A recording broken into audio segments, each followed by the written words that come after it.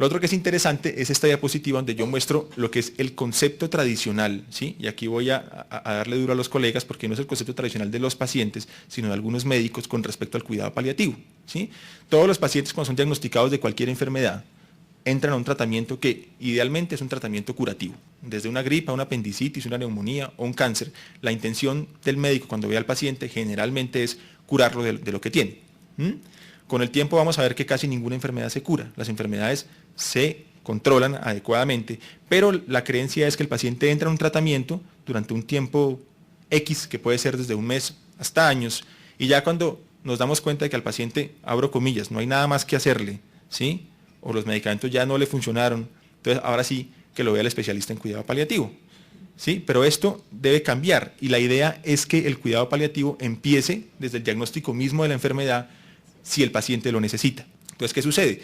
Si un paciente debuta con una fractura de un hueso por un cáncer metastásico y su síntoma principal es dolor, pues obviamente de la mano del diagnóstico y de la quimioterapia y de la cirugía, pues tiene que irse el tratamiento del dolor, ¿sí? El paciente no sabe qué tipo de tumor tiene, no le interesa la biopsia, qué es lo que dice, no le interesa saber el reporte de la resonancia, el paciente lo que dice, a mí me duele esto, si tengo un brazo partido, ¿quién me quita el dolor? ¿Sí? Y se nos olvida conceptos tan sencillos como estos. A veces nos olvidamos cuáles son los síntomas del paciente y nos dedicamos más a ver qué es lo que tiene, qué dio la resonancia, dónde están las imágenes, pero se nos olvida tratar los síntomas por los que el paciente finalmente está consultando. Entonces, esto por supuesto cada vez sucede menos y en sitios como este, pues prácticamente no sucede porque pues trabajamos todos en conjunto y es así como yo veo gran cantidad de pacientes que tienen un diagnóstico reciente de la enfermedad y los ayudo durante el proceso de la enfermedad independientemente del desenlace que tenga, bien sea la curación, bien sea la progresión o en algunos casos pues la muerte. Lo otro es olvidarse que esto no es, porque eso es otro concepto importante, y es que no es que el paciente primero lo ve el cirujano, luego lo ve el oncólogo, lo hacen radioterapia o lo ve el médico geriatra porque tiene una demencia o el neurólogo y ya cuando no hay nada que hacer entonces lo ve el médico de cuidado paliativo. Sí, esto no es una cosa que vaya como en fases, sí, esto es un continuo. O sea, un paciente puede ser visto por cuidado paliativo y yo se lo puedo devolver al neurólogo otra vez o se lo puedo devolver al cirujano porque yo considero que una cirugía específica le mejoraría un determinado síntoma, ¿sí? Entonces no es que el paciente que llega a cuidado paliativo ya de ahí para adelante no puede devolverse para atrás ni por equivocación, ¿sí? O como me dicen a mí a veces, doctor, o sea que si yo estoy aquí con usted, yo no puedo venir al hospital, o yo no puedo venir a urgencias porque ya soy un paciente de cuidado paliativo, porque me dicen que me vaya para la casa. No, o sea, de hecho, permanentemente hospitalizamos pacientes por cuidado paliativo porque tienen indicaciones claras de hospitalizarse, por alguna razón, porque tienen mucho dolor, porque tienen mucho vómito, porque tienen dificultad para respirar severa, porque se deshidrataron, porque tienen una infección, por la razón que sea. Pero la idea de esto es que esto es un equipo. Esto no es el doctor Santa Cruz trabajando en cuidado paliativo, es un equipo multidisciplinario trabajando para el bienestar de los pacientes. Entonces, si uno fuera a mirar o a preguntarse cuáles son los objetivos del cuidado paliativo, pues obviamente podríamos hablar de millones, pero yo traje estos tres que me parecen interesantes. Uno es aliviar el sufrimiento, y sufrimiento entendido no solamente como el alivio de los síntomas físicos, sino como el alivio de todos los síntomas emocionales, sociales, del paciente y la familia, ¿sí? De pronto Diego hablaba algo de eso, pero yo considero que cualquier enfermedad crónica, y no solamente el cáncer, es una enfermedad familiar, ¿sí? Uno de alguna forma padece la demencia, el cáncer, el SIDA, del papá, de la mamá, del hermano, de quien sea, ¿sí? Porque eso impacta emocionalmente a la familia, socialmente, económicamente. Entonces uno no puede pretender manejar una enfermedad crónica de estas características solamente hablando con el paciente, ¿sí? O solamente creyendo que quitando el dolor se solucionan los problemas. Esto requiere de entrada un manejo multidisciplinario, tratando, por supuesto, de cubrir todos los aspectos y finalmente aliviando el sufrimiento. Lo segundo es, como ya lo mencioné, el manejo integral de la persona y el manejo integral de la familia. Esto es muy importante, ¿sí?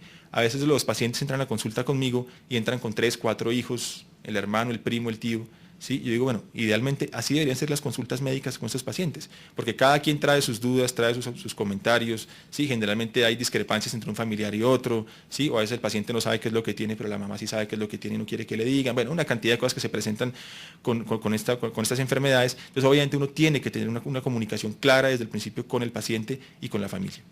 Y obviamente en lo posible y en lo que podamos tenemos que mejorar la calidad de vida de los pacientes, ¿sí? El concepto de calidad de vida es un concepto muy amplio porque pues obviamente a pesar de que hay escalas y que hay estudios y gente dedicada a la calidad de vida, pues finalmente tiene un componente subjetivo muy importante. La calidad de vida no es igual para todas las personas, pero dentro de lo posible nuestro deber, digamos, es mejorar la calidad de vida del paciente y en algunos casos también lo hacemos, es mejorar la calidad de muerte, ¿sí? Nosotros no tenemos la forma de ni de apresurar ni de modificar el momento de la muerte, pero sí tenemos no solamente la forma, sino la obligación de que la muerte se produzca en las mejores circunstancias, que el paciente se muera con la menor cantidad de síntomas posible. Esta es una diapositiva muy larga, solamente quiero que lean lo que está subrayado en amarillo. Esto está tomado de la página internacional de cuidado paliativo, donde dice que cada semana mueren más de 1 millón de personas con enfermedades crónicas y progresivas que no reciben cuidado paliativo ni tratamiento del dolor.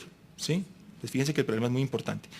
Y abajo en amarillo dice, los países en desarrollo, o sea nosotros, donde vive aproximadamente un 80% de la población mundial, registran tan solo el 6% del consumo mundial de morfina para uso analgésico, lo que indica una enorme disparidad en el acceso al tratamiento del dolor. Bueno, entonces fíjense que el problema es muy, muy importante. Y esta diapositiva es para que ustedes vean, y aquí sí un poco más hablando de la morfina y de los opioides. Esto es el consumo global de morfina para el año 2006. ¿Sí? Aquí ven en estas columnas los países que más lo consumen, ¿sí? Esta línea que está acá es la línea promedio y Colombia viene estando acá. ¿Sí?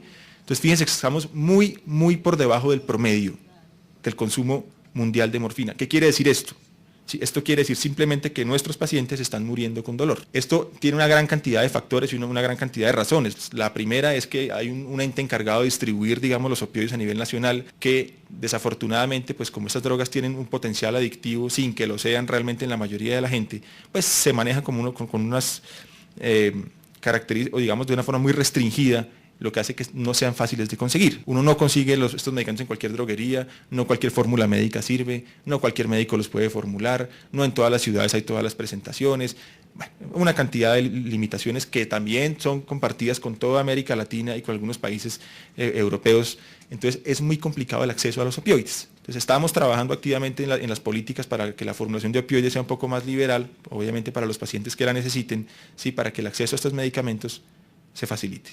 Lo otro es acordarse simplemente que esto que les muestro acá es lo que se llama la escalera analgésica. Esto simplemente es una guía que se inventó para decir, bueno, ¿cómo vamos a manejar el dolor por cáncer? Entonces lo que dice, mire, si usted tiene un dolor así, le da acetaminofén, si no le mejora, entonces le da tramadol, y si no le mejora, entonces le da morfina. Obviamente esto a grandes rasgos. Pero lo que sabemos hoy en día es que esto es mucho más que eso, y fíjense cómo aparecen otra cantidad de cosas como son la terapia física, la terapia ocupacional, el apoyo psicológico y espiritual, las intervenciones anestésicas, los procedimientos invasivos para manejar el dolor, las terapias específicas dirigidas para el cáncer, las cirugías, o sea, es mucho más que eso, y eso es como se debe abordar hoy en día el concepto de la escalera analgésica y el manejo, en este caso, del dolor por cáncer.